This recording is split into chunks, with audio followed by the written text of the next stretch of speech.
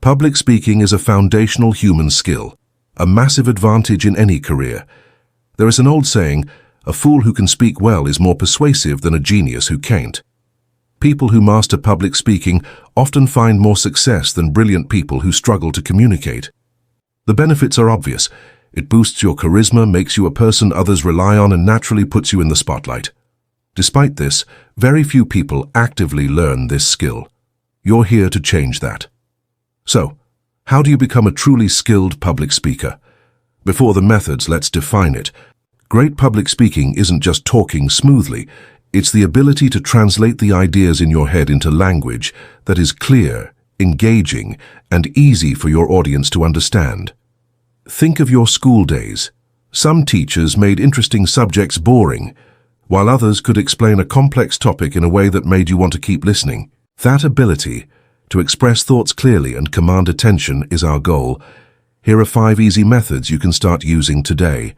First, truly understand your topic. You can't explain what you don't understand. It's the most common mistake.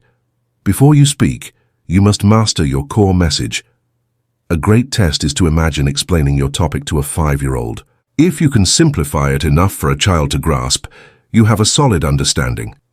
You don't need to be a world-class expert, but you must know the main points inside and out. Second, practice for 20 minutes a day. To speak smoothly under pressure, you need to practice the best way. Talk to yourself in a mirror for 20 minutes a day. Pick any topic, a chair, a movie, your job, and just explain it logically.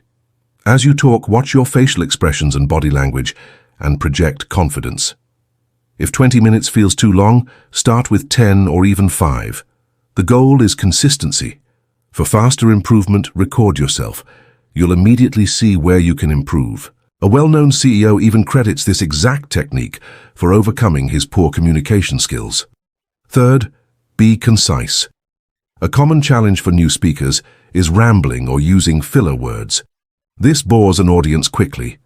So, challenge yourself to be as concise as possible. Practice explaining a complex idea in just 1 or 2 powerful sentences. For example, instead of a long-winded definition of photosynthesis, just say, plants use sunlight to create their own food to grow. Practice by picking random topics and explaining them in 20 seconds.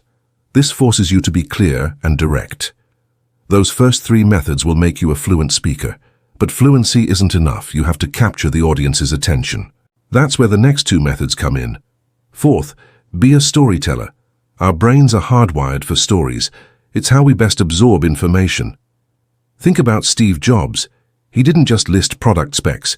He told stories about how the product would change the buyer's life. When introducing the iPod, he built the drama, "This amazing device holds 1,000 songs, and it fits right in my pocket." Start training yourself to think in stories. Pick a message you want to convey and wrap it in a simple narrative with a character, a conflict, and a resolution. The story makes the message unforgettable. Fifth, use interesting intonation. If your content is the ingredient, intonation is the seasoning. Nobody wants to listen to a flat, robotic tone. Varying your pitch, pace, and volume makes your speech dynamic and keeps your audience engaged. Start by emulating speakers you admire. Listen to how podcasters or comedians use their voice to keep you hooked. Also, don't forget the power of the pause. Pausing for a moment right before an important point builds anticipation and helps the audience focus. Overcoming the fear. These 5 tips will dramatically improve your speaking skills, unless you struggle with severe stage fright. If you're someone who freezes up in front of a crowd, the root of the problem is the fear of messing up. The trick is to reframe your mindset.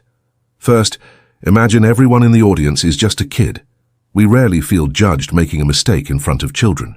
Second, and more importantly, learn to downplay the mistake itself.